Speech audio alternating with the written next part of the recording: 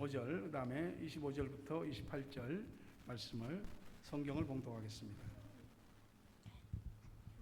벨사살 왕이 그의 귀족 1000명을 위하여 큰 잔치를 베풀고 그 1000명 앞에서 술을 마시니라. King Belshazzar gave a great banquet for 1,000 of his nobles and drank wine with them. 벨사살이 술을 마실 때에 명하여 그의 부친 느부갓네살이 예루살렘 성전에서 탈취하여 온 금은 그릇을 가져오라고 명하였으니 이는 왕과 귀족들과 왕후들과 후궁들이 다 그것으로 마시려 함이 없더라. While Belshazzar was drinking his wine, he gave orders to bring in the gold and silver goblets that Nebuchadnezzar, his father, had taken from the temple in Jerusalem, so that the king and his nobles, his wives and his concubines might drink from them. 이에 예루살렘 하나님의 전 성소 중에서 탈취하여 온 금 그릇을 가져오매 왕이 그 귀족들과 왕후들과 후궁들과 더불어 그것으로 마시더라. So they brought in the gold goblets that had been taken from the temple of God in Jerusalem, and the king and his nobles, his wives and his concubines drank from them.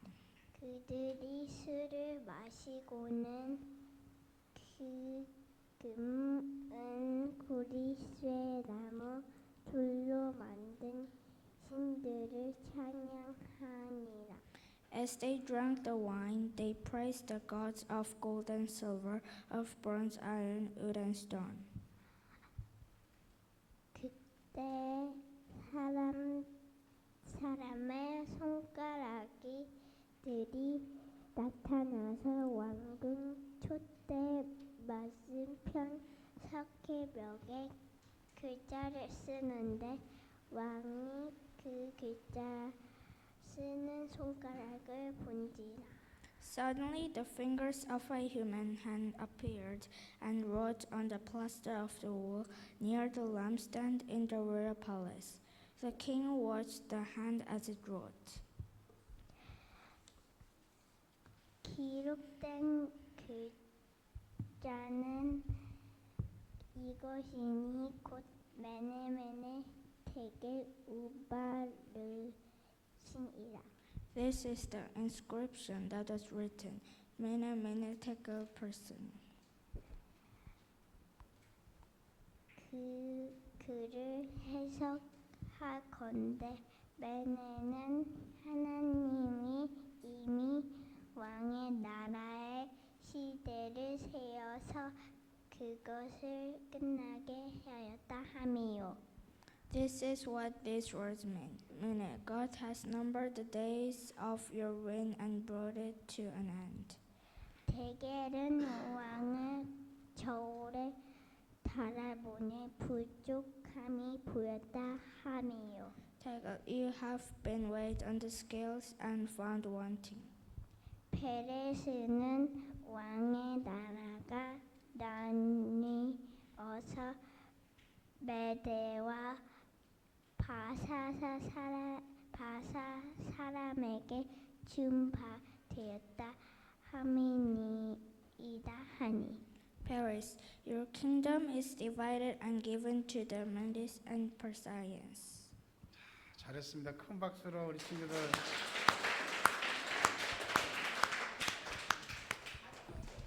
얼마나 연습했을까?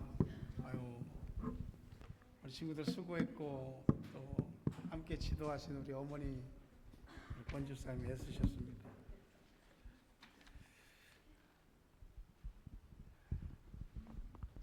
하나님께서 사랑하지 않는 사람이 없습니다마는 특히 아이들은 사회적으로나 교육적으로나 국가적으로 볼 때도 꿈나무고 미래의 힘, 학생들도 마찬가지고 그렇지 않습니까?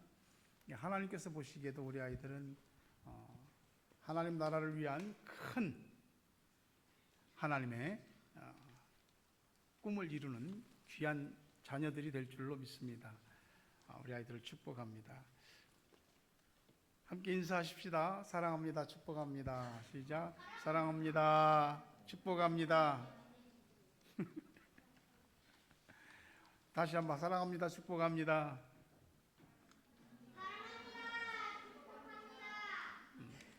어른들이 하도 안 하니까 애들이 앞에서 주도를. 안녕하세요. 반갑습니다. 시작. 안녕하세요. 반갑습니다. 잘 오셨습니다.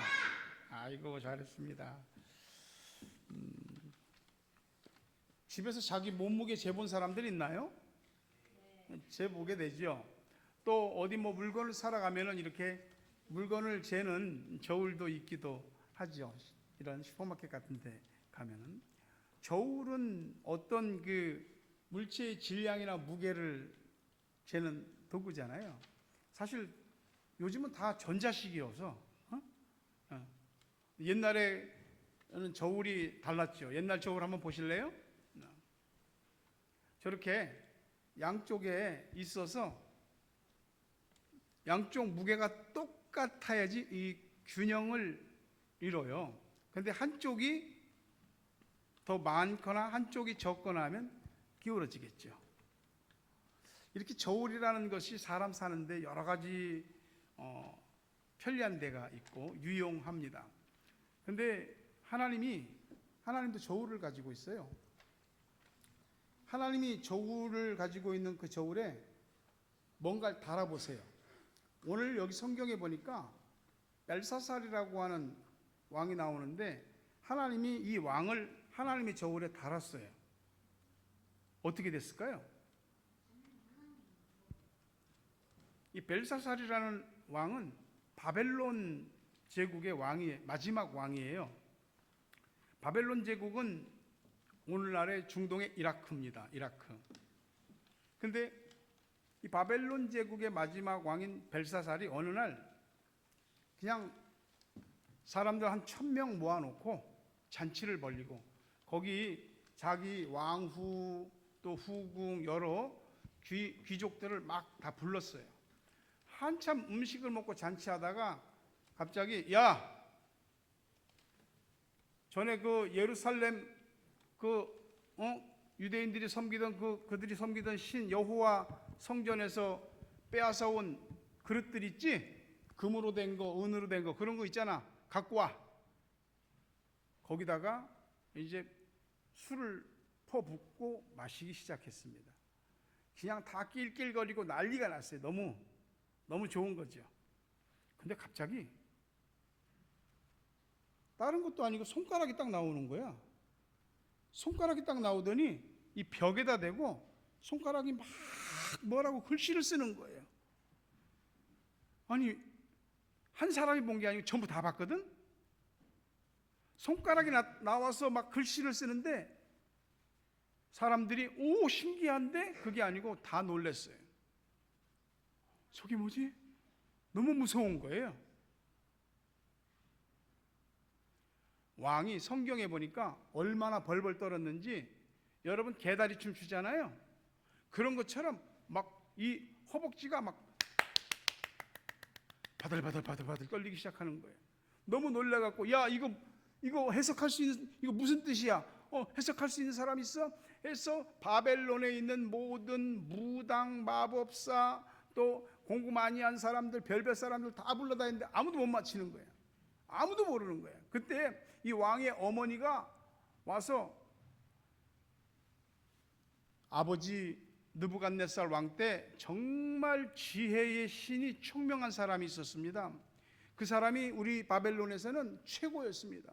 아버지도 그 사람을 최고로 여겼습니다. 누굽니까? 벨드사살입니다. 벨드사살은 다니엘의 바벨론식 이름이에요. 데리고 와라. 그러면서 다니엘한테 이거 무슨 글씨요? 이거 무슨 뜻이요? 이거 얘기해주면 이 나라의 세 번째 권력자가 되게 해주겠다. 다니엘이 와서 이렇게 얘기합니다.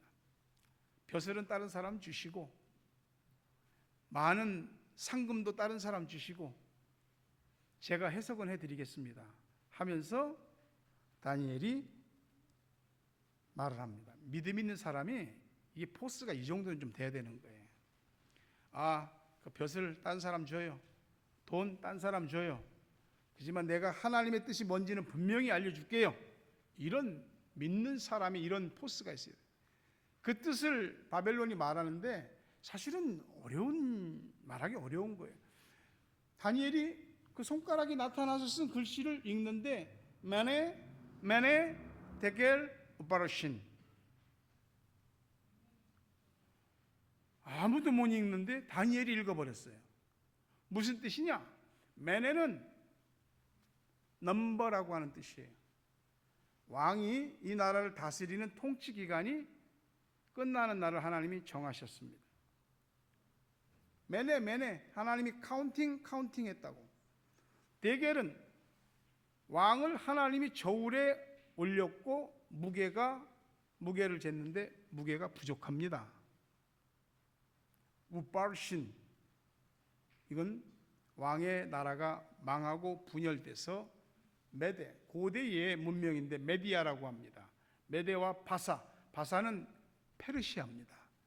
이 두 개 나라의 바벨론 제국이 멸망하게 될 겁니다.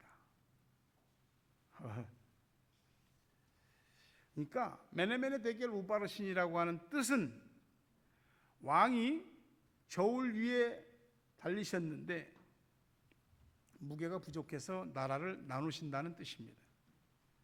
실제로 벨사살 왕은 그날 밤에 암살을 당했고 바벨론의 제국은 망했고 그 뒤로 페르시아 제국이 들어서게 됩니다.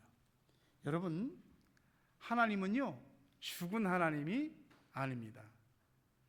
개인의 생사화복부터 시작해서 한 나라의 흥망성쇠, 그리고 모든 나라의 지도자, 통치자, 왕들까지 하나님이 다 주관하고 계시고 역사를 하나님이 관장하고 계십니다. 그리고 하나님의 저울에 달아보십니다. 하나님이 저울에 달아봐요. 그때에 하나님께서 그 저울을 달아보실 때에 부족하지 않아야 합니다. 하나님은 우리의 인생 날을 세고 계세요. 다 끝날 날이 있다고요. 우리가 저울에 올라가는 날이 와요. 무게가 부족하면 어떻게 하겠어요? 하나님이 나의 어떤 것을 둘로 찢어서 누군가에게 줄 수도 있습니다.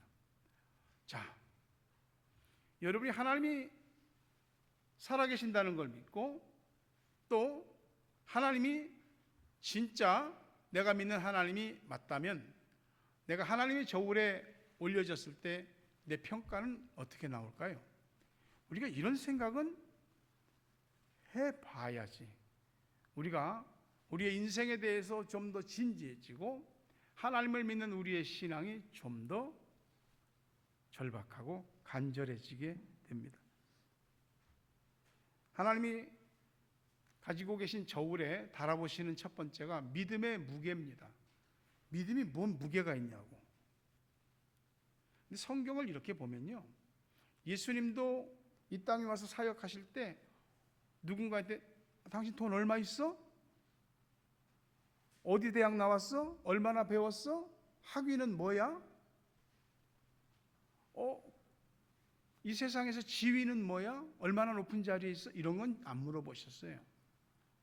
믿음, 항상 믿음만 보셨거든요. 요한복음 1장 11절과 12절 보면 자기 땅에 오매 자기 백성이 영접하지 않았으나 영접하는 자, 곧 그 이름을 믿는 자들에게는 하나님의 자녀가 되는 권세를 주셨다. 하나님은 우리에게 구원의 믿음을 달아보십니다. 영접하는 사람이 있고 영접 안 하는 사람이 있습니다. 마지막까지 참으시다가 하나님이 딱 결정하십니다. 믿는 자와 믿지 않는 자를 구분하십니다. 지금은 알곡과 잡초, 가라지가 섞여 있습니다. 그러나 마지막 때가 되면 다 골라내십니다. 알곡은 모아서 창고에, 잡초인 가라지는 영원히 꺼지지 않는 불에 던지십니다. 말라기 3장 18절에 보니까 그때 너희가 돌아와서 의인과 악인을 분별하고 하나님을 섬기는 자와 섬기지 아니하는 자를 분별하리라. 여러분, 예수님이 이 땅에 오셨죠. 우리를 위해 죄를 대신해서 십자가에서 우리 죄를 대신해 죽으셨죠. 3일 만에 부활하셨죠.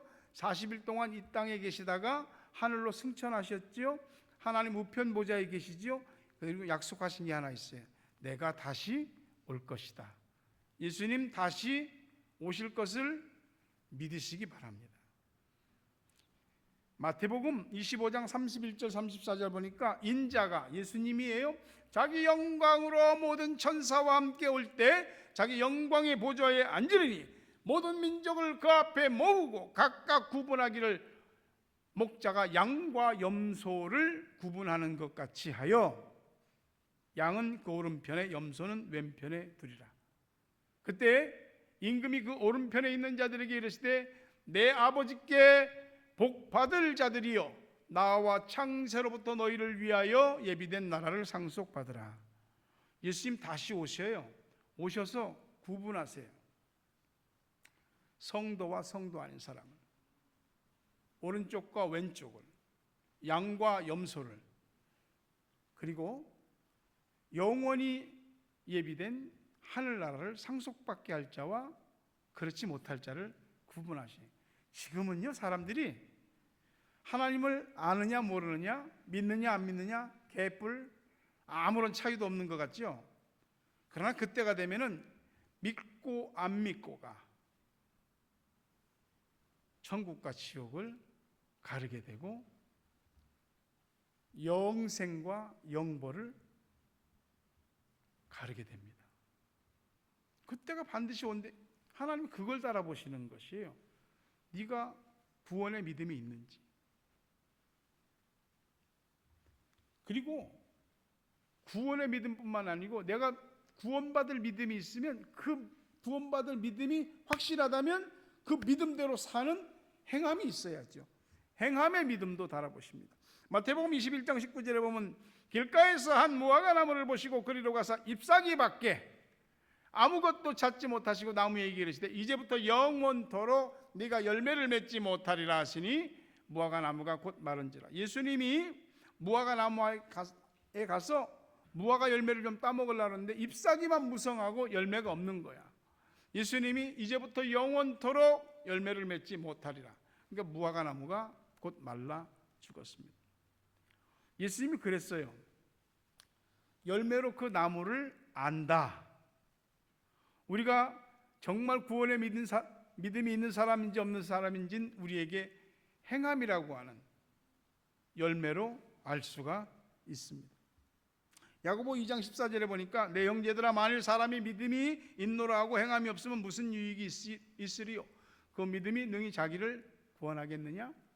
네가 진짜 구원받은 자의 믿음을 가지고 있다면 지금 이렇게 믿어서 그 믿음이 너를 구원할 수 있겠느냐라고 믿는 거예요. 계속해서 야고보서 2장 26절에 보면 영혼 없는 몸이 죽은 것 같이 행함 없는 믿음은 죽은 것이다 그럽니다. 자, 여러분 믿음을 누가 평가하겠어요? 자기가 해야죠. 잘 믿던 사람도, 분명하고 확실한 신앙 고백을 했던 사람도 어느 날 믿음을 버리는 일이 있고 열매 없는 빈 껍데기 신앙생활을 하는 일이 많습니다. 하나님도 사람들도 우리가 하는 말을 다 믿지 않고 우리가 하는 행동을 보고 우리를 믿습니다. 하나님이 우리의 믿음을 달아보신다면 부족하겠습니까? 아니면 하나님이 합격 그렇게 말씀하시겠습니까? 우리의 믿음이 하나님 저울에 달려서 합격하고 통과할 수 있는 믿음이 되기를 주의 이름으로 축복합니다. 하나님의 저울은 두 번째, 양심의 무게를 달아보십니다. 제가 최근에 한국 가서 본 책 가운데 하나가 그 최재천 교수의 양심이라는 책입니다. 평생 자연과 동물을 관찰하면서 생명 나눔 또 사랑 나눔을 실천하는 그런 분인데요. 그가 양심이라는 책을 썼습니다. 옛날에는 양심이 일상 속에서 사람들이 자연스럽게 양심적인 그런 것이 실천됐는데 현대 사회는 갈수록 그 양심이라고 하는 것이 심해지고 있다. 그러니 그 양심을 회복하는 도덕적 의식이 우리에게 다시 일어나야 된다는 것을 재조명한 책입니다. 그 책에 대한 간단한 몇 마디를 좀 해볼게요. 우리가 흔히 비속어이긴 한데 쪽팔린다는 말을 합니다. 이 말은 본래 쪽이라는 말과 팔린다는 말이 합해진 합성어입니다. 쪽은 보통 우리가 쪽팔린다 그러면 아유 창피해 부끄러워 그런 뜻으로 사람이 합니다. 이 쪽은 보통 옛날에 비녀 이렇게 지을 때 쪽 짓는다 그러잖아요. 이 사람 얼굴을 말하는 거예요.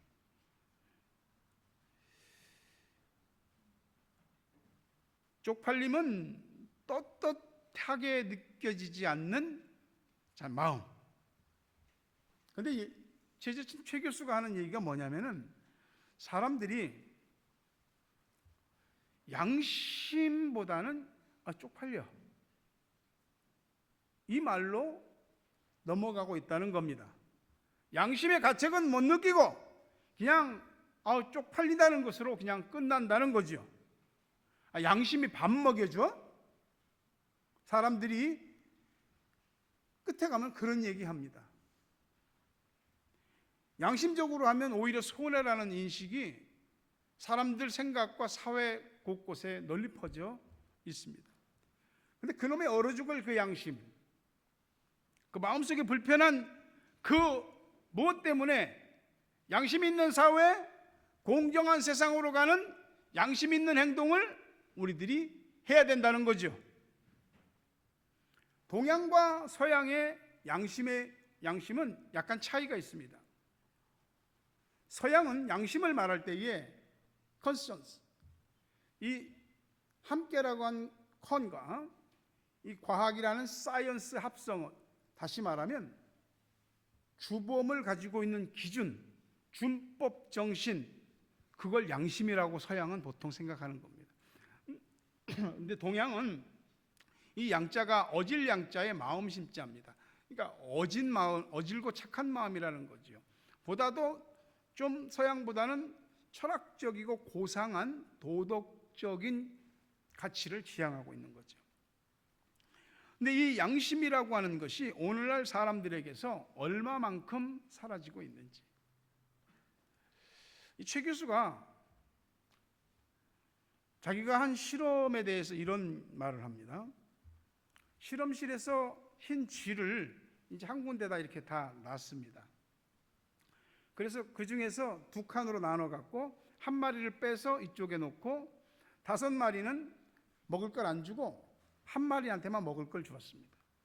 그러니까 흰쥐 한 마리가 계속해서 자기만 먹으니까 좋아라 하고 먹는 겁니다. 그런데 옆 칸에서 먹지 못해서 찍찍찍찍찍 거리는 그 동료들의 소리를 들으면서 이 음식을 자기한테 준 것을 먹던 쥐가 먹기를 중단하더라 이 말입니다. 최 교수가 하는 말은 포유류에게는 선천적으로 이런 공감 능력과 짐승이지만 짐승의 양심이 있지 않는가 이런 얘기를 합니다. 그리고 야생에서 많은 동물을 만나고 관찰하고 연구했던 최 교수가 미국 메릴랜드 대학의 생물학 교수인 제럴드 윌킨슨 교수와 함께 이 파나마 열대 정글에 들어가서 흡혈박쥐에 대해서 추적 관찰을 했습니다. 놀라운 사실을 하나 봤는데 한 흡혈박쥐가 뭐 이상이 생겨서 못 먹는 거예요. 그러니까 다른 동료 흡혈박쥐가 와서 피를 개원해 갖고 그 못 먹는 흡혈박쥐한테 먹이더라 이 말이에요.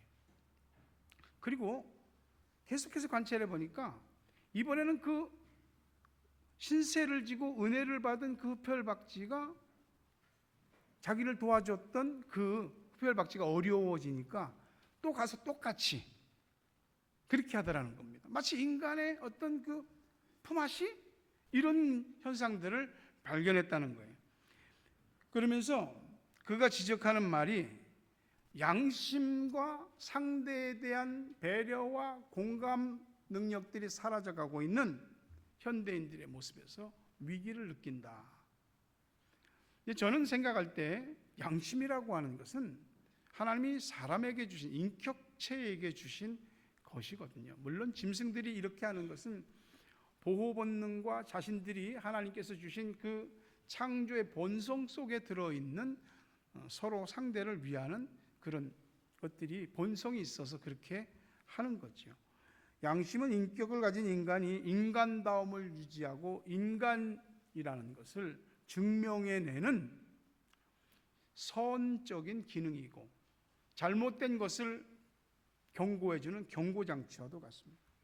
최 교수는 양심을 나만 아는 내 마음속 불편함이다 그렇게 말했습니다.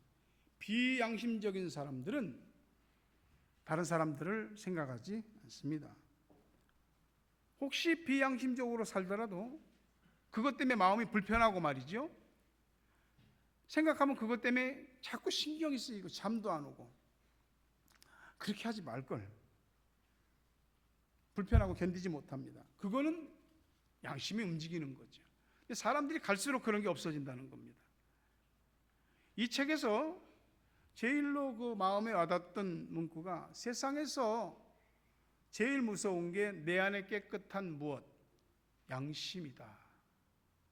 세상에서 제일 무서운 게 내 안에 깨끗한 무엇? 양심. 그러면서 인간의 양심이 발동하는 세 가지 단계를 말하는데 그 책에서 이렇게 얘기합니다. 차마, 어차피, 차라리, 차마 어쩌지 못해서, 어차피 불편할 거라면 차라리 해버리자. 그가 이 세 가지 이야기를 하는 거예요. 이런 게 우리 마음속을 계속 찔러대면은 힘들고 불편하고 어렵고 그래도 한다는 거죠. 그때 양심을 묻어버리지 말고 양심이 시키는 대로 할 때에 개인의 양심이 회복되고 사회의 양심이 회복되고 그리고 보다 더 선한 사회, 공정하고 깨끗한 사회가 된다라고 말합니다. 양심 없는 사람이 어디 있습니까? 근데 우리의 양심이라고 하는 게 약해지기도 하고 병들기도 하더라 이 말이에요. 근데 놀라운 것은 하나님이 우리의 양심을 체크하고 있어요. 시편 7편 9절에 보니까 의로우신 하나님이 사람의 마음과 양심을 감찰한다. 이 양심이라는 말의 헬라어 신마이데스라고 하는 이 말은 스스로 안다 그런 뜻이에요. 자, 나의 어떤 것을 하나님이 다 알아. 내가 감춰도 나도 알잖아. 누가 몰라도 나도 알잖아. 근데 나도 아는 이것을 내가 자꾸 덮고 감추고 그러면은 그게 양심을 어기는 자가 돼요. 그것이 반복적이 되면은 결국은 양심이 간이 굳어지는 것처럼 굳어지게 됩니다. 바울은 로마서 9장 1절과 2절에서 내가 그리스도 안에서 참말을 하고 거짓말을 아니하노라. 나에게 큰 근심이 있는 것과 마음에 그치지 않은 고통이 있는 것을 내 양심이 성령 안에서 나와 더불어 증언한다. 우리의 양심을 무디게 하는 것은 양심의 소리를 내서 귀를 닫기 때문에 그런 것이고요. 특히 거짓말이 양심을 무디게 합니다. 거짓말 안 하고 살았어요 나는. 그렇게 말한다면 아마 그게 거짓말일 겁니다. 어떤 거짓말은 아주 치밀하게 계획을 짠 거짓말도 있고 어떤 거짓말은 습관적인 거짓말도 있고 어떤 거짓말은 그냥 상황이 몰리다 보니까 어쩔 수 없이 그냥 툭 튀어나와서 변명하듯이 하는 거짓말도 있을 수 있습니다. 누구도 자유로울 수 없죠. 근데 여러분 우리가 거짓말과 친해지면 참말을 멀리하게 되고 참말을 멀리하면 결국은 내가 거짓 쪽으로 흘러가게 됩니다. 성령 안에서 내가 거짓말이 아닌 참말을 하는 사람이라는 걸 스스로 확증해야 합니다. 예수 믿는 사람이 사람들의 신뢰를 얻지 못하면 우리들의 말이 누가 나를 믿겠어요? 네가 믿는 하나님 너처럼 믿으려면 나도 안 믿을란다. 하나님 영광 가지고 전도길 맡기고 교회로 오는 문턱을 스스로 높이는 그런 잘못된 일을 하게 되죠. 개인적으로 제가 하나님 앞에서 항상 마음에 새기고 사모하는 말씀이 사도행전 24장 16절 말씀인데요. 나도 하나님과 사람에 대하여 항상 양심의 거리낌이 없기를 힘씁니다. 항상 양심의 거리낌이 없기를 힘씁니다. 인격은 양심이요, 양심은 또한 인격이요.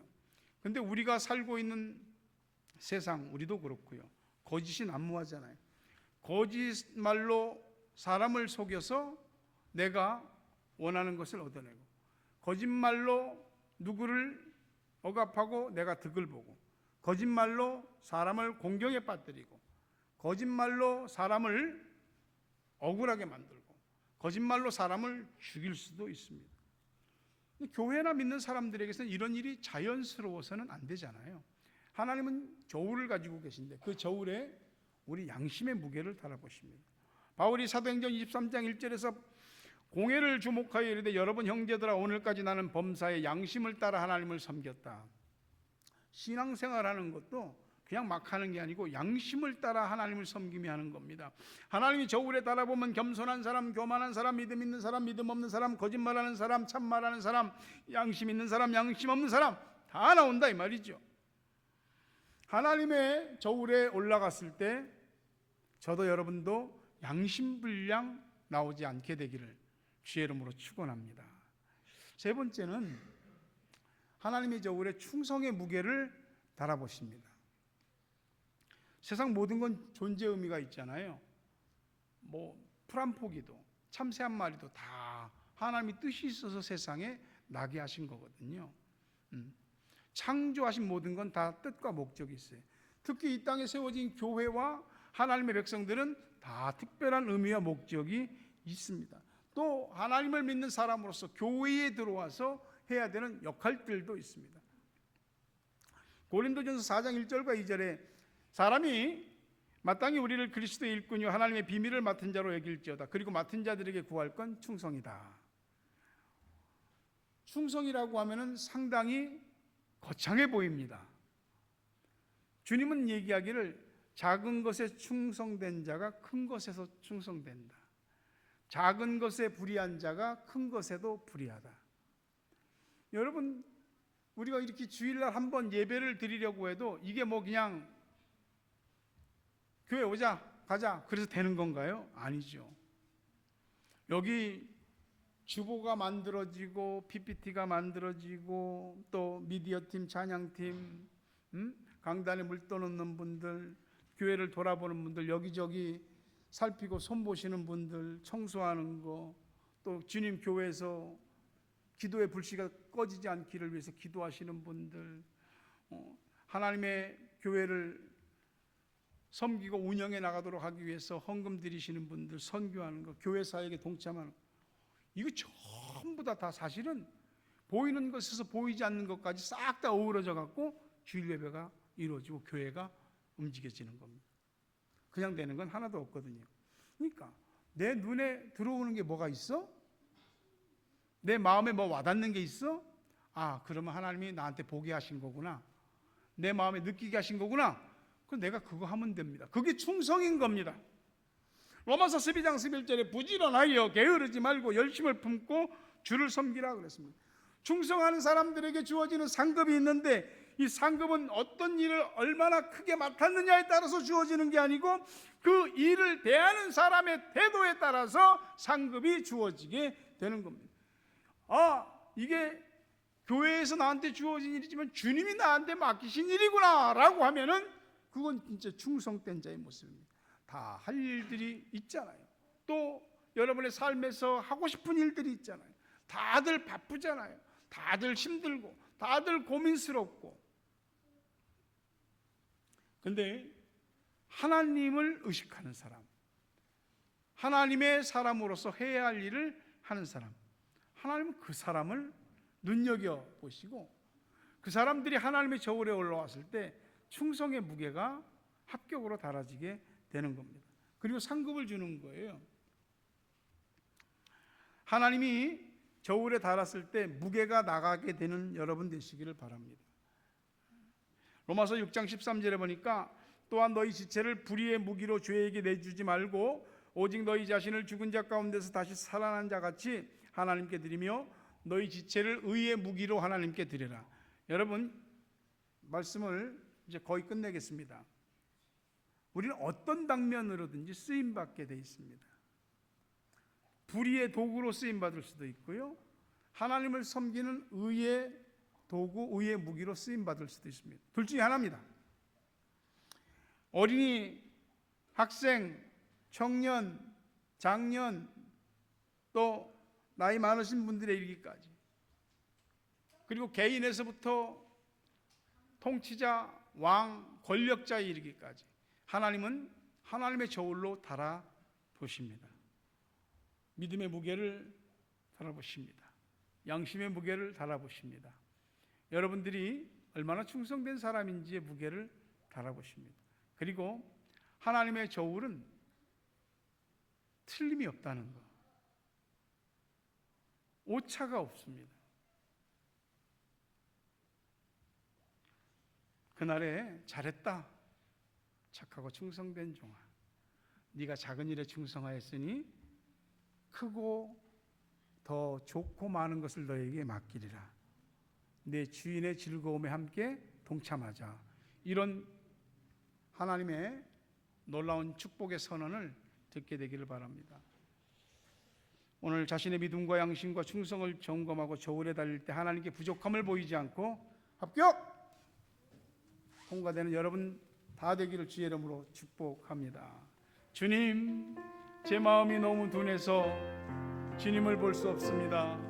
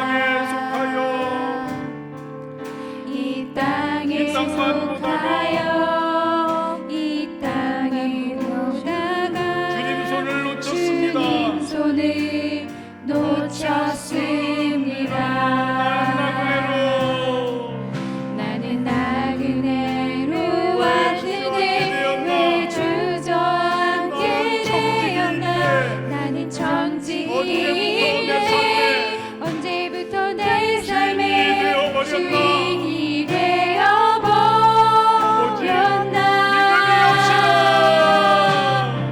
믿음이 기쁘시게 못하나니 고된 수고도 다 헛될 뿐이라 믿음이 없어서 무너진 삶의 모든 자리에 다시 주님을 기다립니다. 믿음이 없이는 기쁘시게 못하나니 주를 찾는 자 반드시 만나리. 믿음이 없어서 무너진 삶의 모든 자리에 다시 주님을 기다립니다. 다시 주님을 기다립니다. 다시 주님을 기다립니다. 다시 주님을 기다립니다. 함께 오늘 말씀을 생각하며 하나님의 저울에 부족함이 보이지 않도록 오늘 은혜 달라고 기도하시기 바랍니다. 하나님, 우리가 하나님을 믿는다고 믿고 왔지만